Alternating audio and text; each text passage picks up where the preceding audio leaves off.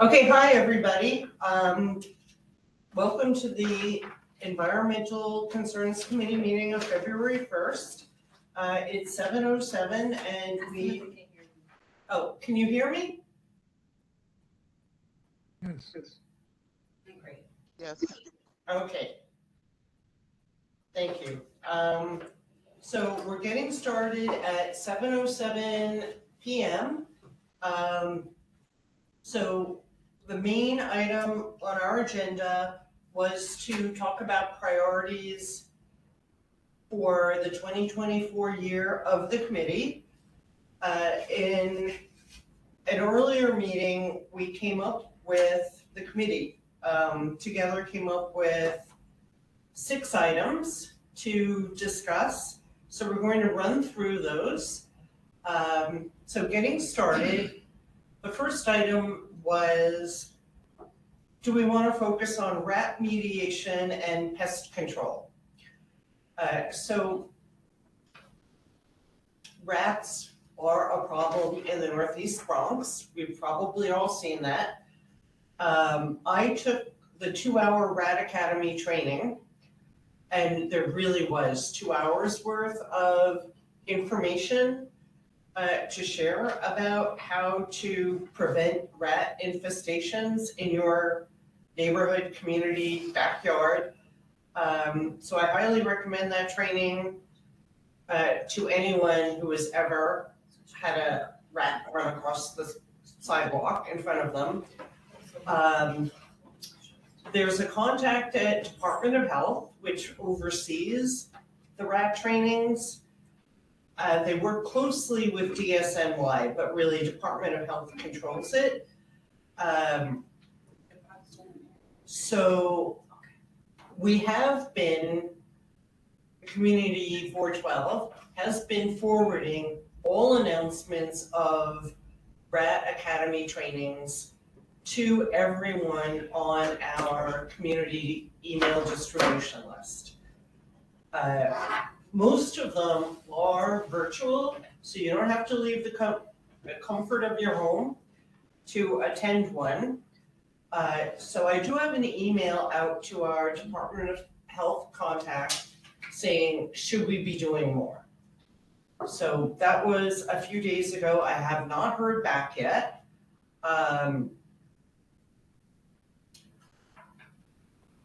So once I hear back, I'll share that with the committee and the rest of the community board. So that was part of what I wanted to share. The other point I wanted to talk about is that Gun Hill Houses asked for some support in a tenant education program about rat remediation. But the schools I contacted would not provide interns, even post it for an internship without a stipend. And up till now, we have not been able to obtain funds. So I just wanted to throw that out there in case anyone has other ideas. So Antonia, I know you mentioned you had some thoughts on this. Yeah, CUNY as well as even the Global Environmental School at BS 113, right? That's literally, oh, sorry, hi. All right, so there are other initiatives that can help the students be more or less like compensated for their time. So instead of possibly paying them, a lot of schools give credits for volunteer hours. So schools like Holy Rosary, Spelman, the Bronx Environmental Growth School, formerly known as Richard R. Green School. A lot of those schools just give that opportunity, even though it's not paid. The initiative is still there. So we could look into that. CUNY does pay, as well as They pay? CUNY does pay. Oh, I did not know that. Okay. So you'll bring that information to the next meeting, just share that? I will do it. Great. Okay, the main school I was trying to work with was the new school for Milano, the new school for public engagement, because they have an urban policy program, but they were like, if there's no money, we're not even posting it. Honestly, I was not even thinking about high school students because I don't know why, actually. It's okay sometimes. But yeah, if high schools are giving credit for this kind of community work, I would just say, if it's a high school student, it has to be two of them in a team, because I wouldn't want to leave teenagers on their own. What I discussed with the head of the president of the Garden Hill House's residence, I forgot what it's called exactly, residence board, is a table in a public space so that whoever was manning that table would be in a public place and safe. You know, no banging on doors in deserted hallways, kind of a thing. So, but yes, let's discuss this further. I mean, it's probably too late for the 2024 spring semester, but we can definitely work through something for the September 2024 school session.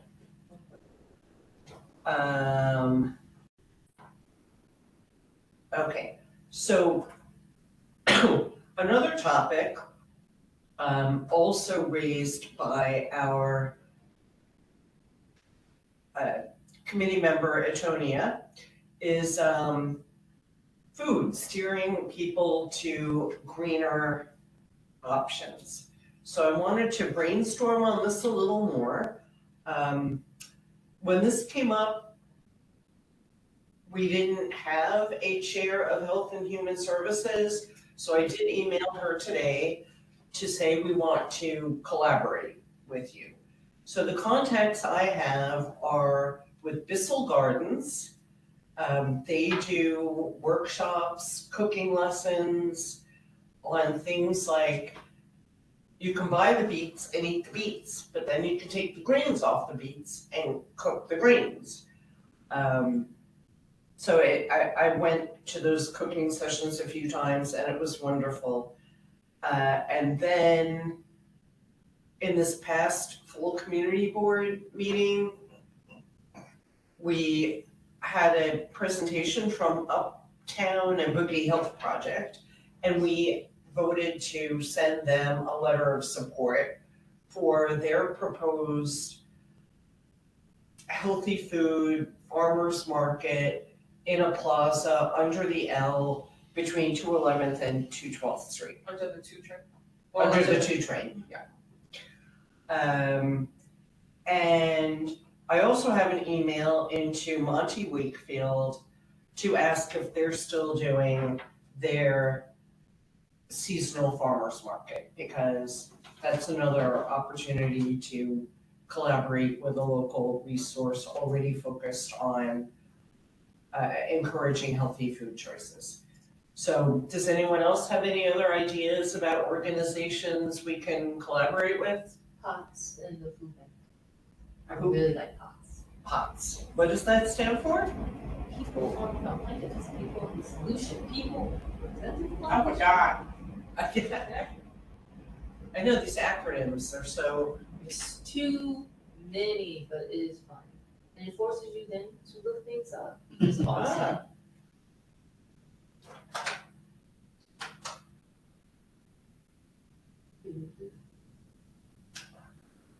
Even though I'm a millennial, I type slowly. Please don't judge me. Yeah, part of the solution. Oh, I like that. Mm-hmm. Oh wow, that's a very cool title. They're another, since they are a very, very large company, they serve a good portion of not just the Bronx, but like it's in there. So if you're looking for interns or people that are into service learning or volunteering, a lot of my students I used to also send to POTS. Oh, Because it was one of those things where you could go like to a cannery, a dispensary, set up things for actual families, so you get the idea that this isn't just a frivolous thing, this is a tangible thing, like you Right. can have fresh food, it's really at your fingertips. like you feel like you're making a difference, right? Right, and then there's also the food education part of it, because when you go with them, they also let you know, we're getting this from local stores, or where we're getting this type of food from, and how you can grow it. So it's a combo. Okay, so you have the contacts there? Okay, so I'll wait to hear back from my contacts. And then at the next meeting, we'll pool them all and and make a plan from that, for, I mean, these organizations don't really get started until around June. Well, I mean, maybe POTS does. Well, Potts does every day. Oh, all year round, okay. Yeah, Pistol Gardens is very seasonal. And the Monty, they have, farmers markets at Bainbridge and over here, but they're very seasonal. It's like June Right. through. But this is something that can be collaborated between Health and Human Services and Parks and Recreation. The chair of that is also very interested in farmers markets. Oh, okay, I didn't realize Luke was, Yes. okay, check with Luke Zabidos. We have to be specific now that we have two Luke. Okay, so I'll check in with, Luke. I did mention this in the email, I think I copied you on it to Sherry, to Dr. Samuels, great. Okay, moving on, curbside composting. This is an issue important to me because I used to have a compost bin in my backyard, but going back to our rat conversation, I no longer have a compost bin in my backyard. That makes sense. Yeah. So I've been looking forward to the reinstatement of citywide compost pickup at the curb. And I reported at a much earlier meeting that it was meant to resume in the Bronx in March of this year. But just checking the DSNY website for updates, I found that it's been pushed back to October. So I don't think there's anything for us to do now unless anybody else interested in the topic thinks we should send out a heads up. I just think it's a little early and people will forget. But so it's October 6th, 2024. We'll all be expected to put our compost out at the curbside. The one issue I'm continuing to investigate, back when they first rolled it out in the Bronx, we all got those brown bins. And I believe they're no longer providing them. So people will have to get their own 55-gallon or under drums and label them compost. So I'm a little bit concerned about that because if you ask people to do more work for the environment, but it's going to cost them money, that's generally not encouraging. So I'm going to continue investigating that. So does anybody think we need to do any communication now or just wait until a couple of months before the October rollout? Yeah. So wait. Yeah. Yeah, I think wait. Yeah. Because then it can serve as a friendly reminder, because even sanitation, they send out lettering, really good stuff. They also have classes, by the way, if you're interested. Yeah. So, I think we should try to figure out a timeline that best fits that. I agree with you, maybe like 3 months out. 3 months, okay. The interesting thing too about the curbside composting pickup is that it's not what we all learn to compost in our backyard. Right, so basically in your backyard compost bin, it's only vegetable materials, leaves, grass, and veggies. But because DSNY has these super, like practically nuclear powered incineration plants, you can put chicken bones in, you can put dairy in, because it's a whole different process. So I think we need to communicate that to people as well. Because when we do the 3-month out heads up, because I would never have put any of that stuff in my compost bin, but mine just sat there. It did not go to a huge plant that incinerated everything. Okay, any questions? My question is, so in this project, like rolling out, what's going to be the end game of this composting after they pick them up?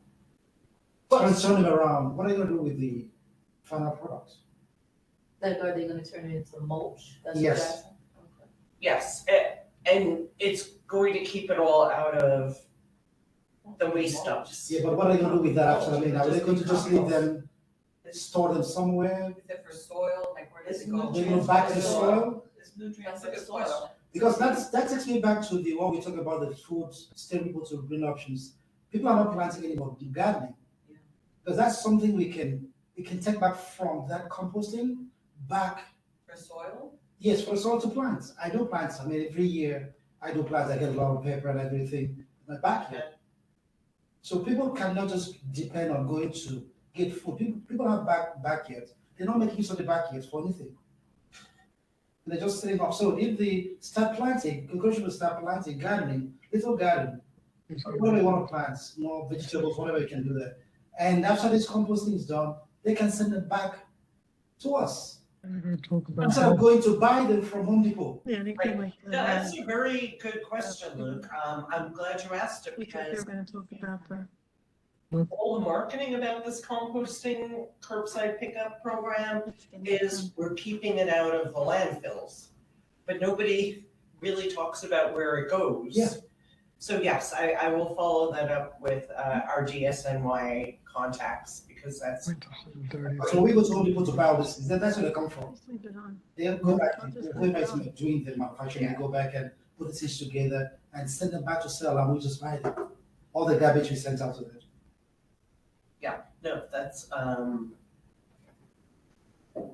a great question because I never even thought of that because they keep saying it won't go in a landfill and I was like, okay, that's good, but it goes somewhere, so you're right.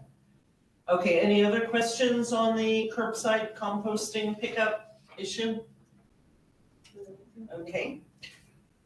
So moving on to 5G towers. So this is a huge issue in Manhattan. My understanding, I did attend 3 meetings of a very anti-5G tower group. And what I learned is that the only way to get a tower removed is to prove it's in a historic district.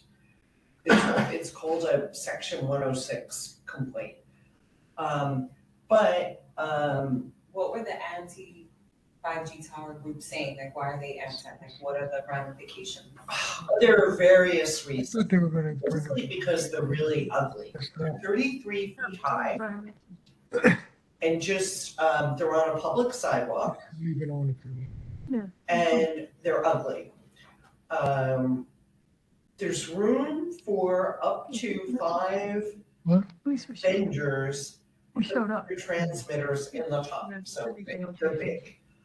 Some people claim that the emissions from these towers make people sick. But there's been no Evidence. provable, Proven, yes, Yeah. But it could be, right? There's like radiation and things coming out, so. yeah, it could be, but, I searched and there is no evidence that's been proven. Also, in Community Board 12, according to George, we only have one tower. Where? I don't I remember. forgot. Can we find out? Yeah, yes, you asked me that earlier and I forgot to do it. That's important information, right, for us to know where. Yes. And if people there are reporting any issues, right, maybe we should ask I them. haven't heard of any complaints regarding that. All right, so that we need to know where, and maybe, I don't know, figure out how we can go and ask if there's a way. A way to what? Like have a Like kind public of hearing or survey. something, right, survey and see if there are any Yes. issues. They're very hard to stop because the company that builds them has a contract with New York City. So they've been approved by New York City to do this. And what city agency would be, Urs, in charge of that? Like if we wanted to speak to some representative? I'll find out. Okay. DOT? No, it's somebody else who's doing it. I'll have to find out. I'll look through my notes. Can you put that in our notes to follow up? We need those follow-ups. And try and see who we can connect with to get us, more detailed answers to our questions. So also, so the only way so Brooklyn, Manhattan, and Staten Island have the most. The way they're trying to get some of them removed is that there is this section 106 ruling that says you can't put them in a historic district. So in CB12, we only have 2 historic areas.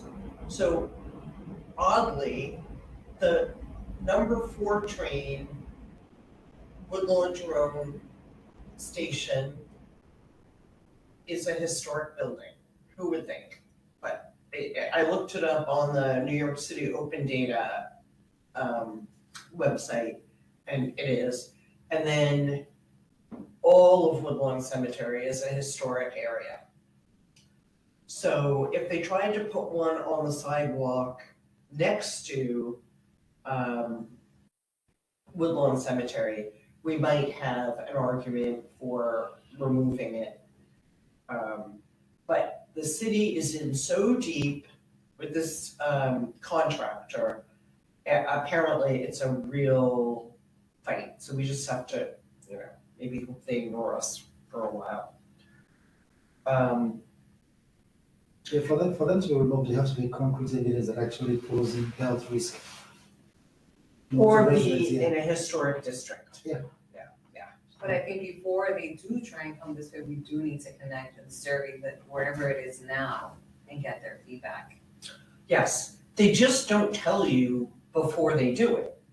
Because they've got a blanket license from the city, they just show up and they do it, and then you have to fight to have them removed. Right, but what I'm saying is we don't have anything to stand on. The only thing we can do right now is survey the one in our district and see how that's affecting our district so that at least when we do connect with them, we have some information, right? Yeah, because there might be, oddly enough, and yes, I'm one of those strange people that might find it aesthetically pleasing. It looks like the Eiffel Tower, but it has gadgets. Okay, I wanna see what they look like. I think that's a little bit of a stretch, Antonia. But, I can go with that. So we are going to engage on this topic, we're saying. We should think, what do you all think? Excuse me. Oh, sorry. It's Clinton. I just want to say, hello, everybody. First of all, hello, everyone. Let's put the volume up, Clinton, so we can hear you. How do we put the volume? The 5G towers are regulated by the Office of Technology and Innovation. Office of Technology and Innovation. Well, then Do it. We wanna hear you, Clinton. Yeah. Ursula, Oh, do it. Yeah, that's their new name. do we know how to put the volume up? I'm looking. Can you repeat that, Clinton, please? That was important information. Can you hear me now? Yes. Office of Technology and Innovation regulates those towers. Okay, Carlos, so that's a good lead for you. Okay, yes, we used to call them Do It, DOIT. Yes, used to be Do It, right. Okay, everybody's rebranding, it's very confusing. They got fancy on us. Yes. Yeah. Clinton, by any chance, do you know where in our district the one that is? I don't. I've only seen one, and it was in Co-op City. Okay. I've seen one in Co-op City. That's the only place I've seen it in the Bronx. Okay, I know George told me, and I forgot, didn't write it down, whatever.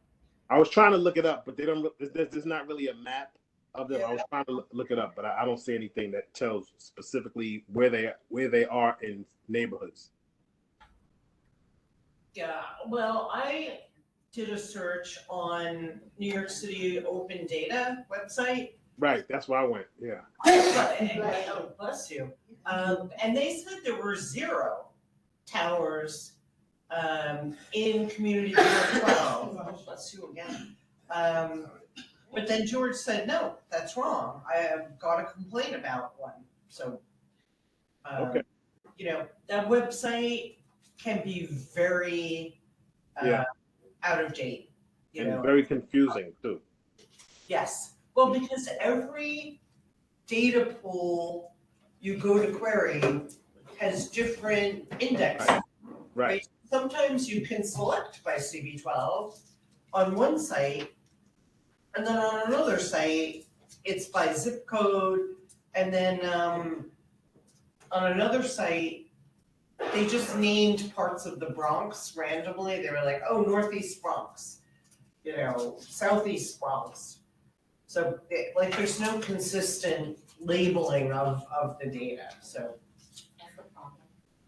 Yeah, well, you know, every agency labels their data in a different way, so, yeah, you have to look at a certain data pool, figure out how they label it, and, you know, do your best to get what you need. Okay, anything else on 5G towers, or should we move on? Okay. Local law 97. I don't have any complaints about this. I'm just wondering if we, as a committee, as a board, need to know more. So local law 97 says that all buildings 25,000 square feet and up must be 100% electric by 2027. What? Yeah. Uh-huh, We should know more. yeah. Yeah, because, are they saying all new buildings? No, Probably. no, No, all buildings. all existing All buildings. existing buildings. Who's paying? Right. You are. What? So, yeah, so one of the questions is exactly who's paying? You know, is it going to end up being the tenants who pay? You know, also, just in terms of people's comfort, what's going to happen? Like, do you just flip a switch and suddenly you're on electric heating? Like, I just don't, nothing in New York works that efficiently, so I don't believe that's going to happen. So do we need to warn tenants that you could have a heat outage for 3 days? But like, I don't know very much about it myself, so is this something we want to pursue? Right. Yeah, we could, I mean, Find out. the DOE has a section that's all they do is local law 97. Oh, That's what- oh, I didn't know that. They could, yeah, Let's ask them to come. yeah, they could come and do a Yeah. presentation. Okay. Okay, so that's also a priority. Any other questions about local law 97 that, you know, maybe I can answer? Okay, so we're just acknowledging that we have questions and we need a contact. So I'll put that down as an action item. The last item from our last meeting was congestion pricing. It's happening, we don't know when. The city is still deciding on the pricing. Do we as a community board have an obligation to warn people this is coming? Or is it just out of our hands, so we have no responsibility?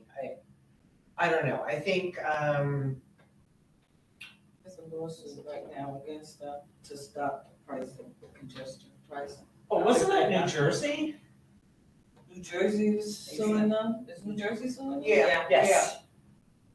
And it should, Yeah, they don't need that. I don't know how to stop it. I mean, for me, the concern is also environmental, right? Like for you, it's gonna affect in many ways. For me, it is environmental. How does that affect our community with the additional, maybe cars will now be parking here, driving through here? I think as an environmental and concerns committee, can we have like a, Well, I think that was one of it wasn't just New Jersey, someone else, because past 90, I think it's on 97th Street or 67th, 60th. the people were concerned that everyone's gonna park in their communities, so it's still up in the air. I did hear some concerns and people are, taking them to court, New York City Transit, so. so I guess my question is, do we as a community board have a responsibility to stay on top of the status and communicate it? Yeah. Yes. Because of the Alright, effect yes. from other Yeah. Westchester people coming here to park. Parking up all our parking. I think, and a lot of the confusion is like, what exactly is their target area? Because like I drive down every day from up here to NYU and up here to every day. So do I have to pay an additional toll? So I was speaking to an Uber driver, and he said that it won't affect me because I'm coming on the highway straight uptown. I think it's getting into that area that they supposedly are talking about, that one area between 96th Street and 60-something. 96 and 60-something Street. I think it's that radius. Yeah, No, it's It- 60 it starts at 60th. It starts Yes. at and goes down But down to, to where? I That's forget the all law. the way all the way down to the Brooklyn Bridge. But that makes no sense. Nothing makes sense. I don't know why they're charging us an So, extra but the fee thing is that, like, let's just just for say, like I was pricing. saying earlier, let's say you live on Water Street and you work up here and you live on Water Street, they're gonna charge you to drive down to your house? They said if you come out, something about when you leave. So it's gonna be from a certain time period. After 9, they won't charge you. But in the mornings, I think like say 4 or 5 in the morning. It's rush to hour, 9, right? So to like 9. They just lower it at night, I think. they lower it. They lower it, but it doesn't go away overnight. I think after 9, you have to be out of Manhattan before 4 or 5 in the morning, so you won't be charged or something. I think we definitely, I mean, they bypassed us, but they only have meetings downtown, they will never come up here. Right. But maybe try to get somebody in there to explain it a little bit better, Okay, Because it's quality of life, it's, It's for money, you, money, air quality, so we have a few questions of how it could potentially affect us. But I know they mentioned a particular area, so like, what about if you go 2 blocks this way, then you gotta come back, you gotta pay again, and then, so they do it 10 times a day. Yeah. You gotta pay 10 times a day. You know The what I'm goal saying? is, we don't want you driving your car. The goal is we want you to use public Nah, I don't transportation. do public Yeah, transportation. But That's the it's goal. an MTA But they initiative, so cannot yes. enforce that onto people. That's the problem that we have. That's why they're doing it. That's Just the pricing. problem we have, Well, because because they they, enforce things onto us, right? That's what everybody wants. They wanna have us by the hand, and this is what they're gonna do. It doesn't work like that. they want the extra $1 billion They've gotten in many revenue ways, you know what I'm to saying? renovate the subway. What about the people that are getting cut, stabbed, killed, the cops getting stomped in the subways? that's BS, that they want all this extra money. Well, one of the complaints I heard from a community member is that it is going to adversely affect lower income people, because if you're a dishwasher in a Manhattan restaurant, you're probably not gonna take the subway home at 4 AM. So people in those kinds of jobs drive. So it's going to affect them and their lower income, because nobody wants to take the subway home at 4 AM. Nobody wanna take the same. Anytime. Anytime. I cannot do the subway, I don't do the subway, you know what I'm saying? I mean, it's just too violent, too dirty, too crazy. I just cannot do the subway. I'd rather get in my car and drive down every day, the way I've been doing for the past 20-something years, than to get on the subway.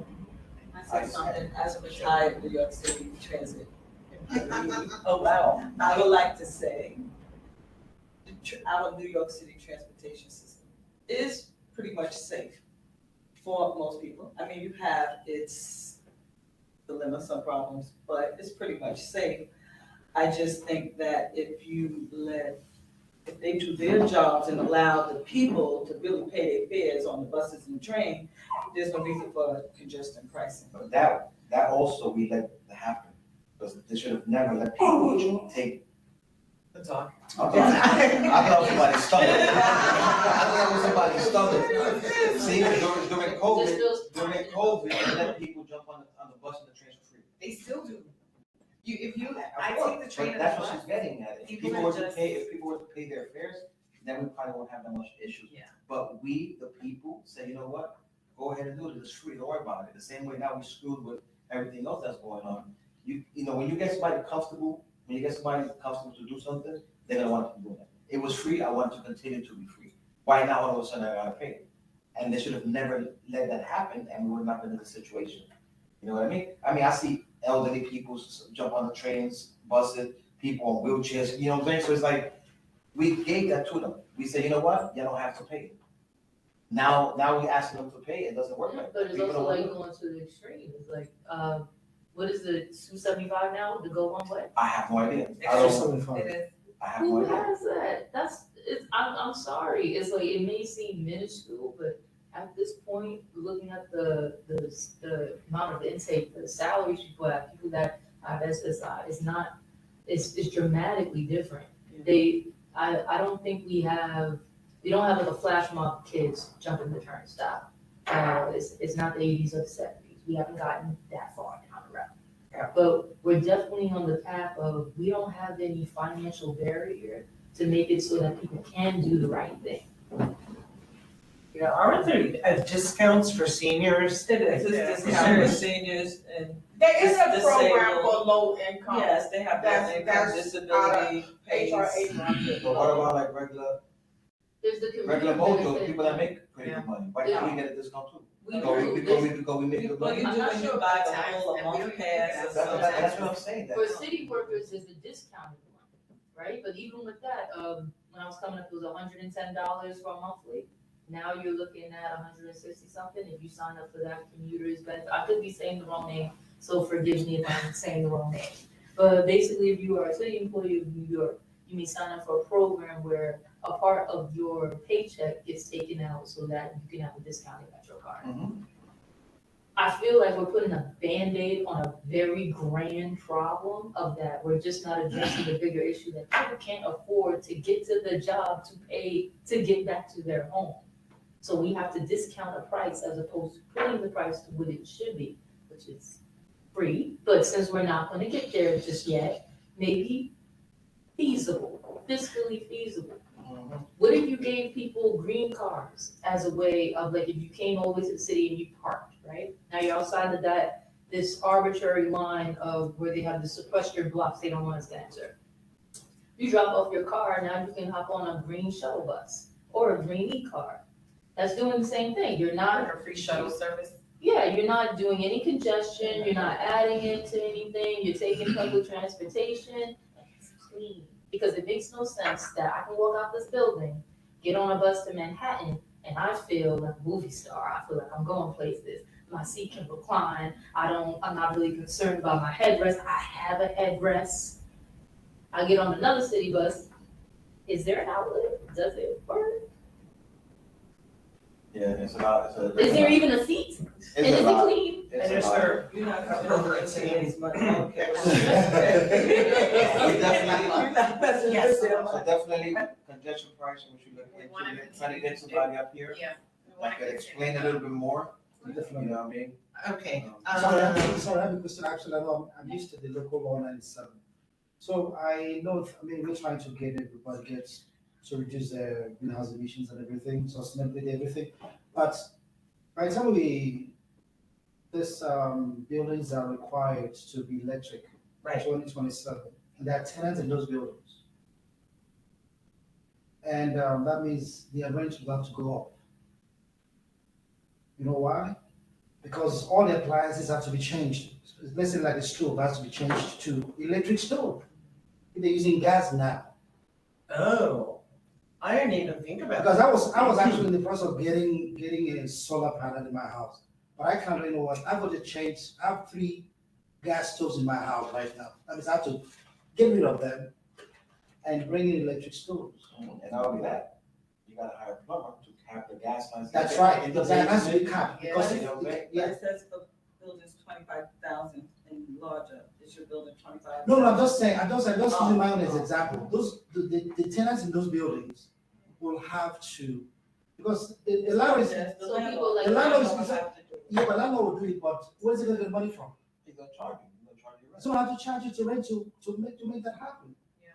Yeah, well, I don't know exactly how you calculate, we pay this much now for oil to heat the house versus electric will be that.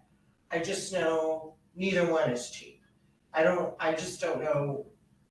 Which is worse. Because it could be gases up this year, Yeah. this year is electricity. This, so and everything- currently now, They'll the rise. Component is never a the lot. crisis has been going on, it needs to adding the prices. Oh, like $89,000, just in gas, oh, no. Yeah. Wow. Everything's expensive, so I mean, all this extra stuff is like, come on, bro, it's sticking to us, you know what I'm saying? Okay, so let's wrap up. Does anybody else, either on the WebEx or in the room, have any other environmentally related issues they'd like to bring to the committee's attention? Going once, going twice. Okay, so just to sum up, the purpose of this meeting was to identify the priorities for the 2024 year of the committee. And we still have 6 priorities. So they are rat remediation and pest control, food, steering people to greener options, curbside composting, giving people a heads up, 5G towers, local law 97, understanding it better, and understanding congestion pricing. So 1, 2, 3, 4, 5, 6. We have 6 priorities. I'm gonna propose that for the March meeting of this committee, we get a speaker on one of these items. It's going to depend a lot on who's available, because you don't just call New York City and say, I want Department of Buildings to show up on the first Thursday of the month. So we'll work together as a committee using our shared contacts, and have somebody here for the March meeting. I think John had a question. Oh, hi, John. Sorry, I didn't see your, Right, we should add stormwater management. what, I'm sorry? I said we should add stormwater management. Stormwater management. Ah, Like infrastructure has to.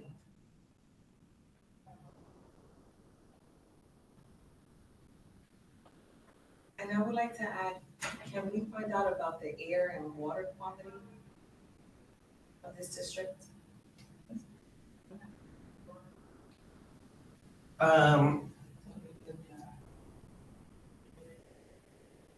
Okay, so, I have never seen a report on air quality, like an official report.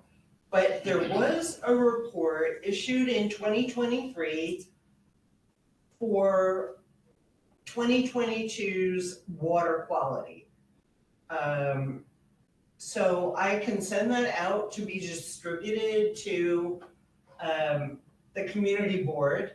It basically said we have the best water in the country because New York State's been buying up all the land around the reservoirs, so you can't have any nasty factory stuff going on around them. But yes, I'm happy to send that out. I mean, and one thing is the water quality where it's coming from, but the other thing is the infrastructure. And if the infrastructure is outdated or rusty or lead in it or something, doesn't that affect the quality when it gets to our faucets? Like, I'm Well, just saying, those are questions we should be asking, right? In terms of our district. yes, and I'm gonna say I saw something in one of the 8,000 environmental newsletters I get every week that said there is something going through the city council saying lead pipes should all be replaced. So I don't think that's gonna happen in our lifetimes because that's a huge infrastructure. You know, and believe me, I have a 100-year-old house. Those pipes are lead, so I let the water run before I cook or make coffee. I already had 3 of them replaced because they just disintegrated. They're 100 years old, so of course, if they're all the same age, one doesn't disintegrate, they all disintegrate at the same time. So that was pretty messy. Like you could put your finger through that. So yes, there is something going on. I just can't remember the details. But that's a good example that I feel like I would love for us to go deeper, right? Like, how are certain things affecting us and our health as a result?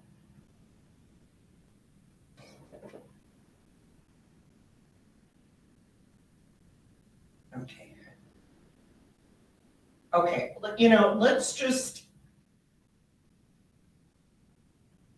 manage expectations a little bit because now we have 7 priorities and there's like 5 of us on this committee. So, you know, my inclination would be to say, kind of go with the city agencies who are willing to show up, you know, as our starting point, because you can leave 10 messages for one city agency and they never call back, and the other one calls back in 10 minutes.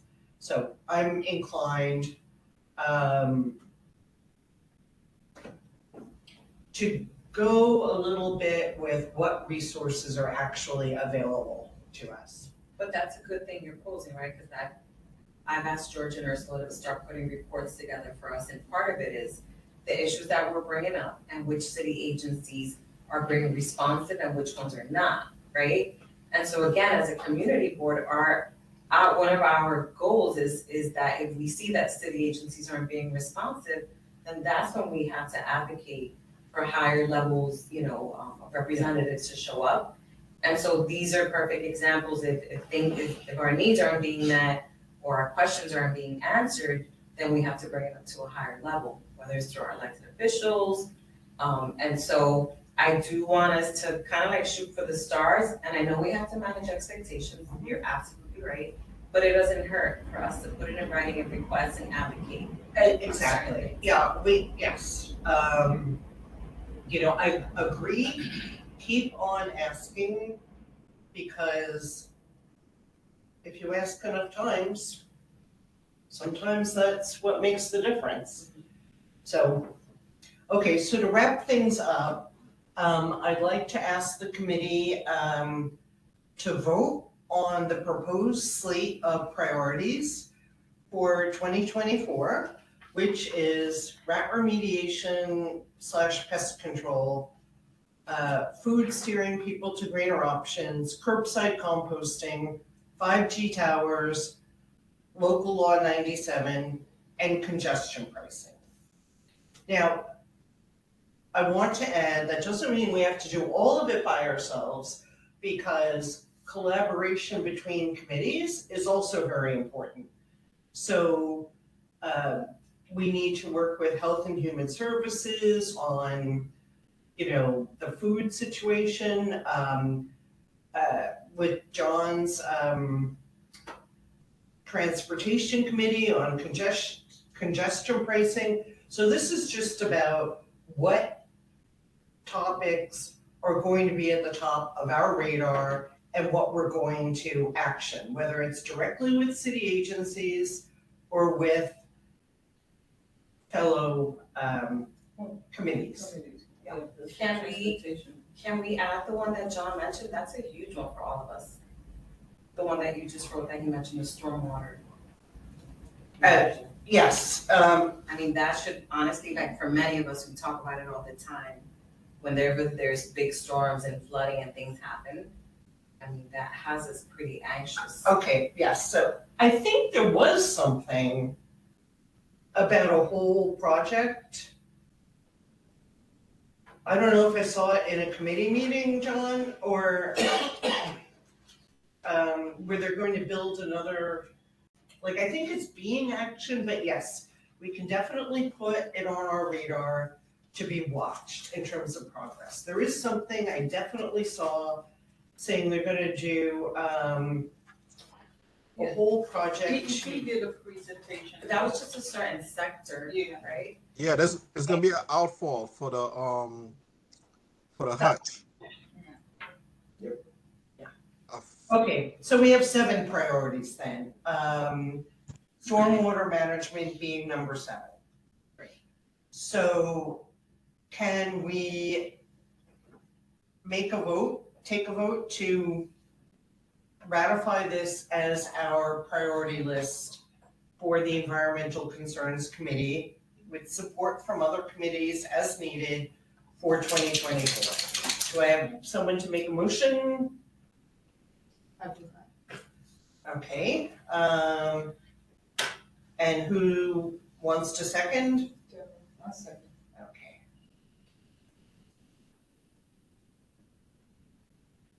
Okay, so all in favor? Aye. Okay, so I think we're all on board. So we have